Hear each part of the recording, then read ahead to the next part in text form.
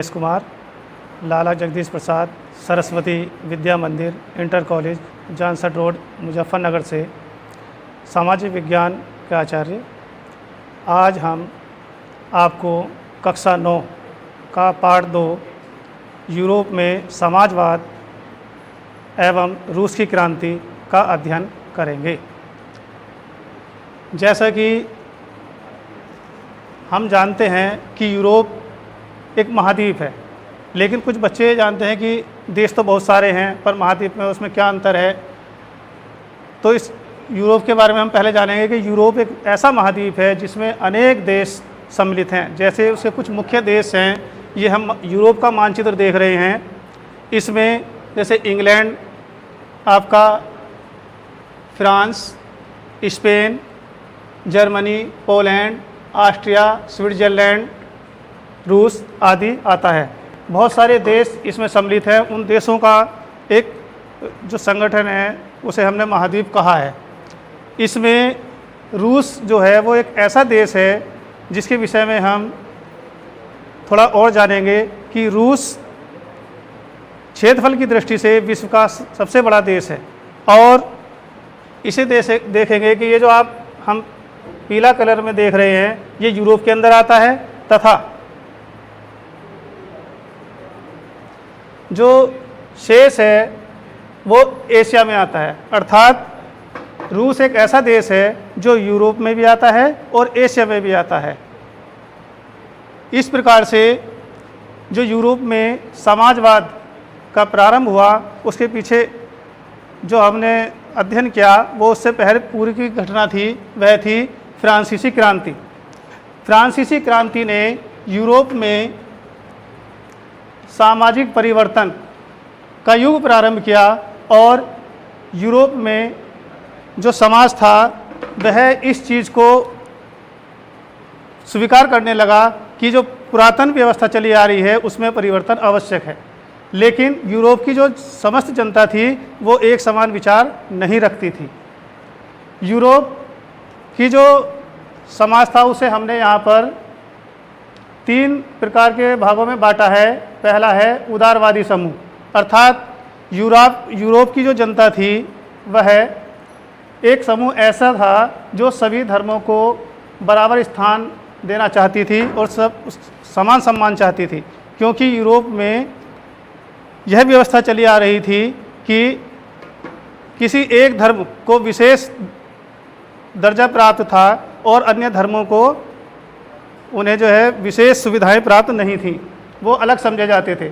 तो ऐसा समूह जो सभी धर्मों को बराबर स्थान चाहता था और सम्मान दिलाना चाहता था, उसका नाम था उदारवादी समूह। उदारवादी की एक विशेषता यह थी कि यह सभी धर्मों को समान तो मानता ही था, लेकिन ये परिवर्तन चाहता था और ऐसा परिवर्तन चाहता था कि स्त्री पुरुष सभी को समान अधिकार मिले। लेकिन इसका मतलब यह नहीं है कि वह लोकतंत्र में विश्वास रखता था। इसका एक विचार था कि सिर्फ मत देने का अधिकार उनको मिले जिनके पास संपत्ति है, वह सभी को यानी सार्वभौमिक मताधिकार के पक्ष में नहीं था। दूसरा, यूरोप का एक समूह ऐसा था जो ऐसा विचार रखता था कि जनसंख्या के बहुमत के आधार पर जो सरकार गठित हो वो जिस धर्म को मानती है उस धर्म को मान्यता दी जाए। और इस रेडिकल की एक खास बात थी कि यह महिला के अधिकारों के पक्ष में था, उन्हें मताधिकार देना चाहता था। लेकिन इसके विचार उदारवादियों के समान नहीं थे, इनमें थोड़े थोड़े परिवर्तन थे। तीसरा, यूरोप का एक समाज ऐसा था जिसे हम रूढ़िवादी कहते हैं। रूढ़िवादी यानी परंपरावादी समूह। यह समूह उदारवादी और रेडिकल दोनों का विरोधी था। यह चाहता था कि जैसे चला आ रहा है, जो परंपरा चली आ रही है वैसी ही चलती रहे। प्रारंभ में यह परिवर्तन का विरोधी था, लेकिन 19वीं सदी के आते आते यह स्वीकार करने लगा, मानने लगा कि समाज में परिवर्तन आवश्यक है। लेकिन इसकी कुछ शर्तें थीं, कुछ मान्यताएं थीं। यह चाहता था कि जो हमारी परंपरागत जो हमारा इतिहास है उसे न भुलाया जाए। उसमें परिवर्तन न किया जाए, उसका मान हो, उसका सम्मान हो, तथा जो सुधार किए जाएं उनकी गति धीमी हो, यानी परिवर्तन की जो प्रक्रिया है वो धीमी गति से हो। इस प्रकार से ये रूढ़िवादी, रेडिकल और उदारवादी, ये 3 समूहों में यूरोप का उस समय एक वैचारिक मंथन हो रहा था। उस समाज को हम 3 भागों में बांट रहे थे। तभी उस समय पर एक दूसरी विचारधारा हुई, औद्योगिक समाज और उसमें परिवर्तन। जैसा कि हम जानते हैं, औद्योगिक क्रांति की जो शुरुआत है वह इंग्लैंड से प्रारंभ हुई और यूरोप के अनेक देशों में वो फैलती चली गई। तो इसी प्रकार से जो यूरोप के अन्य देश थे, जैसे England, France, Spain, Austria, Germany, Poland, Romania, रूस आदि, इनमें औद्योगिकरण तीव्र गति से हो रहा था। और औद्योगों के तीव्र गति से होने के कारण जो वहाँ की जनता थी, जिसमें पुरुष, महिलाएं, बच्चे, वे सब उद्योगों क्षेत्र में चले गए, उनमें काम करने लगे। लेकिन उस समय की परिस्थितियाँ ऐसी थीं कि जो श्रमिक थे, स्त्री, पुरुष, बच्चे, उनसे काम के घंटे अधिक लिए जाते थे, उन्हें अधिक काम करना पड़ता था और वेतन बहुत कम दिया जाता था, अर्थात उनका शोषण होता था। लेकिन उस समय पर औद्योगिक विकास के साथ साथ रेलों का भी विकास हो रहा था और औद्योगिक विकास ने कुछ समाज में परिवर्तन किए, जिससे नए नए शहरों का जन्म हुआ, नए नए उद्योग धंधे स्थापित हुए। लोग, जो व्यक्ति थे, वो गांव से शहर की ओर पलायन करने लगे। आवास की समस्या उत्पन्न हो गई, साफ सफाई की समस्या उत्पन्न हो गई और स्वास्थ्य खराब रहने लगा। अत्यधिक काम करने के कारण जो मजदूर वर्ग था उसकी स्थिति जो है बहुत दयनीय थी, बहुत खराब थी। लेकिन सब कुछ चलते चलते उस समय परिस्थितियाँ यूरोप की और अधिक खराब हो जाती थीं, जब औद्योगिक उत्पादन की मांग घट जाने के कारण बेरोजगारी फैल जाती थी, अर्थात उद्योग धंधों में जो उत्पादन होता था उसकी मांग गिर जाती थी और जो जनता थी, जो उसमें काम करने वाले मजदूर थे, उन्हें गरीबी का या बेरोजगारी का सामना करना पड़ता था। इस प्रकार से औद्योगिक समाज और उसमें जो परिवर्तन हुए, उसने अनेक क्षेत्रों के विकास के साथ साथ एक समाज का, यूरोप के समाज का एक ऐसा ढांचा तैयार किया जो औद्योगिक स्तर पर, सामाजिक स्तर पर परिवर्तन की ओर बढ़ रहा था। उसमें मंथन चल रहा था। उसी समय पर कुछ ऐसी घटनाएं घट गईं कि रूस ने संपूर्ण विश्व का ध्यान अपनी ओर आकर्षित किया। उसका कारण था समाजवादी विचारधारा। समाजवाद के जनक, जैसे कि हम जानते हैं, कार्ल मार्क्स थे और उनके सहयोगी थे फ्रेडरिक एंगल्स। उनका विचार था कि जो उद्योगपति हैं वो पूंजीवादी हैं और यह पूंजीवादी वर्ग ही है जो मजदूरों का शोषण करता है। कार्ल मार्क्स का विचार था कि जब तक हम इस पूंजीवादी व्यवस्था में परिवर्तन नहीं करेंगे, तब तक हम श्रमिकों का उद्धार नहीं कर सकते हैं। अर्थात वो एक ऐसी समाज की कल्पना करना चाहते थे कि उत्पत्ति के साधनों पर समाज का या सरकार का अधिकार हो, किसी व्यक्ति विशेष का अधिकार न हो। इस विचार को उन्होंने फैलाया और एक नारा दिया कि विश्व के सभी मजदूर एक हो जाएं और उद्योगपतियों का, यानी पूंजीपतियों का सफाया करें, उन्हें मिटा दें। इसके विचार से यूरोप की जनता अनेक विचारों को लेकर राजनीतिक गतिविधियों में आने लगी और ये समाजवाद का जो विचार है सभी वर्गों में फैलने लगा। लेकिन खास बात ये रही कि यूरोप की राजनीति में रेडिकल, रूढ़िवादी और उदारवादी विचारों से प्रभावित लोग तो शासन व्यवस्था में थे, लेकिन समाजवाद का प्रसार होते हुए भी सत्ता में इनकी भागीदारी नहीं थी। रूस में समाजवाद के आने के कारण जो है रूस में क्रांति हो गई और रूस ने कुछ ऐसा अलग कर दिया यूरोप से कि समस्त यूरोप के देश जो हैं वो रूस की ओर देखने लगे और कल्पना करने लगे कि हाँ, समाजवाद संभव है। और उसका जो मुख्य नायक बना वो माने गए किसान, क्योंकि हम उससे पहले जो रूसी क्रांति है उससे पहले हम रूस की पूर्व दशा का वर्णन करेंगे। यूरोप में जो रूस था उसकी औद्योगिक दशा बहुत खराब थी, औद्योगिक दशा अच्छी नहीं थी, वो पिछड़ा हुआ देश था। लेकिन वहाँ का जो 90% कार्य था, जो काम था, वो कृषि था, अर्थात वो कृषि पर आधारित देश था। वहाँ की 90% जनसंख्या कृषि पर निर्भर थी। रूस में क्रांति जो हुई उसका मुख्य कारण जो है, हम यहाँ इन्हें 10 भागों में बांट सकते हैं, जिसमें सबसे पहले देखेंगे कि जार की निरंकुशता। कोई भी जो क्रांति है किसी भी क्षेत्र में है, वो किसी एक घटना के कारण नहीं होती, उसके पीछे कुछ पृष्ठभूमियाँ होती हैं, कुछ कारण होते हैं। उनके पीछे वो सबसे प्रमुख जो मानी जाती है वो है जार की निरंकुशता। जार से भी प्राय है कि रूस में जो शासक होता है उसे जार कहते हैं। वह जनता पर यानी रूस पर निरंकुश शासन करता था और अपने को दैवीय सिद्धांत का पालन करते हुए जनता को एक भोग की वस्तु मानता था।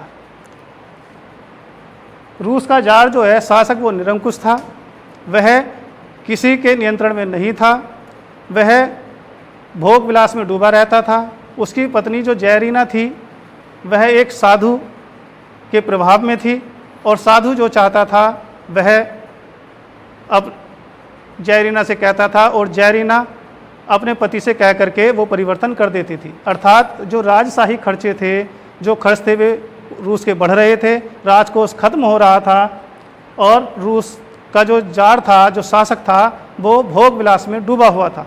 लेकिन जो जार है वो जनता की कोई चिंता न करते हुए जब उसे धन की आवश्यकता होती थी वो जनता पर नए नए कर लगा देता था और राजकोष को भरने का प्रयास करता था। इस कारण जनता बहुत त्रस्त थी और वो जार से मुक्ति चाहती थी। दूसरा हम एक कारण ढूंढेंगे, वह था कृषक अर्थात किसान की दयनीय स्थिति। जो रूस के किसान थे, जो सबसे बड़ा भाग था रूस का, वह बहुत ही खराब दशा से गुजर रहा था। रूस में जो शासक वर्ग था या दरबारी लोग थे, उनमें जो जमींदार लोग थे वो किसानों का शोषण करते थे, उनसे बेगार कराई जाती थी और उन्हें पूरे दिन काम लिया जाता था। लेकिन परिश्रम करते हुए भी किसानों को भरपेट भोजन नहीं प्राप्त होता था। कृषकों का इससे मन बहुत दुखता था और जो समस्त किसान थे वो परेशान थे कि हम इतना कार्य करते हैं और ये जो जमींदार हैं, जो साहूकार लोग हैं, जो शासन वर्ग है, इन्हें विशेष अधिकार प्राप्त हैं और हम पर नए नए कर लगाते रहते हैं। इस कारण कृषकों में एक क्रोध था, वो एक इस जार से, इस पुरानी व्यवस्था से, सामंतवादी व्यवस्था और जमींदारी व्यवस्था से मुक्त होना चाहते थे। वो इनके खिलाफ साजिशें रचते थे और इन पर आक्रमण भी कर दिया करते थे। दूसरा है मजदूरों की दशा। जो मजदूरों की दशा थी वह बहुत बुरी थी। रूस में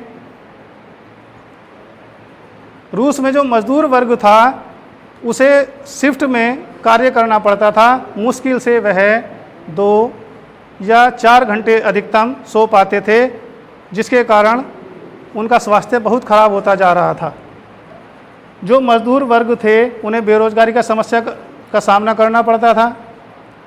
मजदूरों को कोई स्वास्थ्य सेवा प्रदान नहीं की जाती थी, उनके खाने की, उनके रहने की कोई अच्छी व्यवस्था नहीं थी, जिसके कारण मजदूर अपने को असहाय महसूस करते थे और इसके लिए वे पूंजीपतियों को और शासक वर्ग को जिम्मेदार मानते थे। वह चाहते थे इस व्यवस्था में परिवर्तन, अर्थात वे सुधार चाहते थे। ऐसे समय पर रूस में समाजवाद का प्रसार हुआ। समाजवाद का प्रसार, जैसे कि हम जानते हैं, कार्ल मार्क्स और फ्रेडरिक एंगल्स के जो विचार थे उसे रूसवादियों ने स्वीकार कर लिया। लेकिन जो फ्रांस का शासक था, जो जार था, वो विदेशी पत्रिकाओं पर, विचारों पर नियंत्रण रखता था। वह नहीं चाहता था कि उसकी जनता विदेशी प्रभाव में आए। लेकिन जो रूस के विद्वान थे, जैसे रूसी विद्वान टॉल्स्टॉय, दोस्तोयेव्स्की, तुर्गनेव, गोर्की आदि ने पाश्चात्य विचारों का जनता में प्रभाव किया। यह पाश्चात्य विचार क्या थे? उनमें थे जैसे समानता, स्वतंत्रता और भाईचारा। ये प्रभाव जनता को प्रभावित किए कि एक ऐसे समाज की कल्पना की गई के सभी समान हैं, कोई विशेष नहीं है, क्योंकि उस समय पर समाज में असमानता थी। जो शासक वर्ग था, जो चर्च के अधिकारी थे, जो जमींदार थे, उन्हें कुछ विशेष अधिकार प्राप्त होते थे और जो जनता थी उसे कोई अधिकार प्राप्त नहीं था। तो जो जनता है वो समाजवाद से प्रभावित हुई और राजा चाहकर भी इस परिवर्तन को रोक नहीं सका। उनका बौद्धिक उनमें क्रांति हुई और वो जार से मुक्ति पाने के लिए कल्पना करने लगी। इसके बाद हम देखेंगे छठा कारण है रूस और जापान का युद्ध। रूस में जो रूस का शासक था उसकी अयोग्यता सिद्ध हो गई, आर्थिक रूप से तो वो विफल रहा, लेकिन उस समय 1904 ईस्वी में एक छोटा सा देश जो जापान है उसने और रूस पर आक्रमण किया और रूस जो विस्तृत देश है, एक शक्तिशाली देश था, उसको पराजित कर दिया। इससे जो रूस की जनता थी वो अत्यधिक नाराज़ हो गई और इसके लिए उसने जार को जिम्मेदार माना और कहा कि हमारा जो विश्व में हमारी जो शक्ति का प्रभाव था उसे क्षीण किया है, और वो आत्मग्लानि से भरने लगे और जापान के विरुद्ध उससे बदला लेने के लिए एक मन में कल्पना करने लगे कि इस जारशाही का अंत होना चाहिए, जिसके कारण जो है हमें इस पराजय का मुंह देखना पड़ा है। तो जनता में जापान और रूस के युद्ध ने भी जार के प्रति क्रांति के लिए उन्हें प्रोत्साहित किया। नंबर 7 दूसरा है 22 जनवरी 1905 की घटना। 22 जनवरी 1905 को रूस में एक ऐसी घटना घटी जिसने क्रांति का एक वातावरण तैयार कर दिया। रूस के एक उद्योग में 4 मजदूरों को निकाल दिया गया, जिसके कारण जो रूस के अन्य उद्योग थे उनमें जो मजदूर वर्ग था उन्होंने हड़ताल कर दी और लगभग 10,000 से अधिक लोग जो हैं वो इस व्यवस्था के खिलाफ सड़कों पर उतर आए और जुलूस का रूप धारण करने लगे। उनका नेतृत्व 22 जनवरी 1905 ईस्वी को एक पादरी गोपेन ने किया और वो अपना 11 सूत्री मांगों का एक आवेदन पत्र लेकर राजा यानी जार की महल की ओर चल दिए। वो जार को अपनी मांग पत्र देने जा रहे थे, जिसके पीछे मजदूर वर्ग चला जा रहा था। जब यह मजदूरों का जुलूस विंटर पैलेस अर्थात जार के महल की ओर जा रहा था और महल के निकट पहुंचा, तो वहां पर जो पुलिसकर्मी तैनात थे और शाही सैनिक थे, उन्होंने ये सोचा कि यह जो मजदूर आ रहे हैं, यह जो भीड़ आ रही है, यह निश्चित रूप से इस विंटर पैलेस पर आक्रमण करने आ रही है, और उन्होंने गोलियां चला दी। शाही सैनिकों के गोली चलाने पर जो निहत्थे स्त्री पुरुष बच्चे आदि उस भीड़ में सम्मिलित थे, जो मजदूर वर्ग थे, लगभग 100 के करीब वे व्यक्ति मारे गए और 300 से अधिक घायल हो गए। यानी निहत्थे जनता पर गोली चलाने के कारण रूस में एक ऐसा माहौल तैयार हो गया कि जनता आक्रोश से भर गई और जार से बदला लेने लगी। इतिहास में इस घटना को खूनी रविवार की घटना कहा जाता है, क्योंकि जिस दिन यह घटना घटी उस दिन रविवार था, तो इतिहास में इस घटना को खूनी रविवार कहा गया। इसने एक आक्रोश भर दिया जार के प्रति, पुरातन व्यवस्था के प्रति, और विद्यार्थी, वकील, डॉक्टर, किसान, मजदूर सब संगठित हो गए और उसका विरोध करने लगे जार का। लेकिन जार जो है वो एक चालाक शासक था। उसने चतुराई से काम लिया और उन्हें आश्वासन दिया पुरातन व्यवस्था में सुधार का, और ड्यूमा अर्थात जो रूसी संसद है उसके अनुसार कार्य करने का आश्वासन दिया, तथा दूसरी तरफ उसने क्रांतिकारियों का क्रूरतापूर्वक दमन किया। इस प्रकार से उसने दमन, साम, दाम, दंड भेद की नीति को अपना करके उस क्रांति को शांत कर दिया 1905 की घटना को। लेकिन जनता के मन में क्रांति के बीज उस समय पड़ चुके थे और वो आगे चलकर इस क्रांति का कारण बनी। नंबर 8 है प्रथम विश्व युद्ध का प्रभाव। रूस में जो क्रांति हुई उसका एक मुख्य कारण रहा प्रथम विश्व युद्ध। 1914 ईस्वी में प्रथम विश्व युद्ध प्रारंभ हो गया और जार ने आदेश दिया कि रूस की जो सेना है वो मित्र राष्ट्रों की ओर से युद्ध करेगी। प्रारंभ में रूस को सफलता प्राप्त होती रही, लेकिन आगे चल कर के अत्यधिक दुष्परिणाम सामने आए। रूस की विशाल सेना, जिसका एक विश्व में स्थान था, वो बहुत बुरी दुर्दशा में आ गई और वो पराजित होने लगी। वो पीछे की ओर लौटने लगी, जिसमें 7 लाख से अधिक सैनिक मारे गए और 10 लाख के करीब जो सैनिक थे वो लापता हो गए। अर्थात रूस के सैनिकों को पीछे हटने के सिवा कोई दूसरा रास्ता नहीं दिखाई दिया। जो रूस के सैनिक थे, जब वो पीछे हट रहे थे तो उन्होंने पीछे हटते हुए जो फसल थी, जो खाद्यान्न था, जो किसान उगाते थे, उसे नष्ट कर दिया और जो वहाँ पर इमारतें थीं उनको नष्ट कर दिया और पीछे हटते रहे। उसका मुख्य कारण यह था कि वे फसलों को नष्ट कर रहे थे। अपनी ही फसलों को नष्ट करना, अपने मकानों को, अपनी इमारतों को नष्ट करना, तो उनकी रणनीति यह थी कि जो शत्रु सेना है जो उनके पीछे आ रही है वो निश्चित रूप से इनमें शरण लेगी और इन खाद्यान्नों से उन्हें बल मिलेगा। तो इसलिए शत्रु सेना उनके इमारतों में न आ जाए, उनके खाद्यान्नों का लाभ ना ले सके, इसलिए वो अपने ही इमारतों को, अपनी फसलों को नष्ट करते हुए पीछे की ओर जा रहे थे। इस प्रकार किसान वर्ग या आम जनता जो है बहुत परेशान थी, उसका मनोबल टूट चुका था और वो जार के इस निर्णय के विरुद्ध हो गई थी। इसके बाद हमारा जो नवा बिंदु है वह है भीषण अकाल, क्योंकि इस भीषण अकाल का प्रमुख कारण रहा प्रथम विश्व युद्ध। हमने देखा कि प्रथम विश्व युद्ध में जब सैनिक पीछे हट रहे थे तो फसलें बर्बाद हो गई थी, इमारतें नष्ट हो गई थी। जो आम जनता थी, जो किसान थे, जो स्वस्थ होते थे, शारीरिक रूप से पुष्ट होते थे, उन्हें ज़बरदस्ती सेना में भर्ती किया जाता था, उन्हें उठा लिया जाता था और सेना में झोंक दिया जाता था। और वहाँ परिणाम यह होता था कि सेना में वो मर कट जाते थे। सेना में जो व्यक्ति थे, जो सैनिक थे, वो साधारण वर्ग के थे, उनमें जमींदार या सैनिक परिवार का कोई व्यक्ति नहीं था, जिसके कारण जनता बहुत आक्रोशित थी और वह जनता भीषण अकाल से जूझने लगी। एक तो युद्धों का प्रभाव, दूसरा रहा अकाल। फसल नष्ट हो जाने के कारण रूस में अकाल पड़ गया और जनता मरने लगी, भूख से तड़प तड़प कर मरने लगी।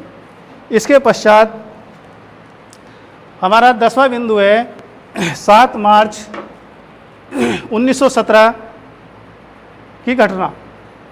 7 मार्च 1917 को जो जनता थी, जिसमें समस्त जनता जो है वो जार का विरोध कर रही थी, ऐसे समय पर उसमें जो वकील, डॉक्टर, विद्यार्थी, स्त्री, पुरुष सब जो हैं वो सड़कों पर आ गए और रोटी दो, रोटी दो तथा जार का अंत हो,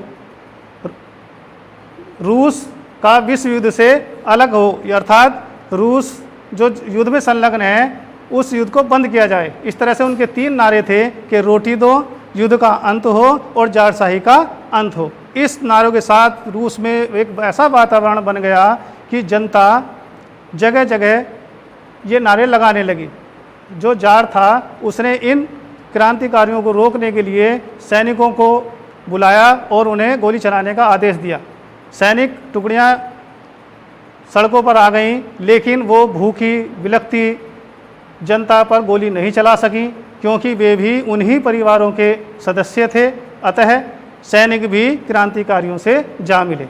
इस प्रकार से जो रूस का साधारण वर्ग था, सैनिक वर्ग था, वो सब रूस के खिलाफ हो गया, एक तरफ आ गया और सैनिकों ने रूस को सलाह दी कि वो अब अपना पद त्याग दे।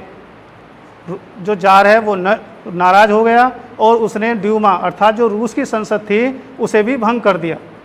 इससे जो संसद के सदस्य थे वे भी नाराज हो गए। जो कल तक रूस का शासक का समर्थन करते थे वो भी क्रांतिकारियों से मिल गए। अब रूस के जार के पास कोई भी विकल्प नहीं बचा। उसने अपने शासन को त्यागने का निर्णय लिया और एक अंतरिम सरकार का गठन किया गया। इस अंतरिम सरकार में रूस के अंदर समाजवाद के दो दल थे, एक बहुमत वाला दल था और एक अल्पमत वाला दल था। जो अल्पमत का दल था उसे हम नरमवादी भी कह सकते हैं, अर्थात वो कुछ नरम था। लेकिन जो बहुमत वाला दल था समाजवाद का, उसे जो है हम क्रांतिकारी कह सकते हैं, वह था बोल्शेविक, जिसका नेतृत्व लेनिन कर रहे थे। दूसरा दल जो अल्पमत में था उसका नेतृत्व कर रहे थे केरेंस्की। अर्थात जब जार ने अपनी सत्ता का परित्याग किया तो अंतरिम सरकार का गठन किया गया जिसका नेता केरेंस्की थे।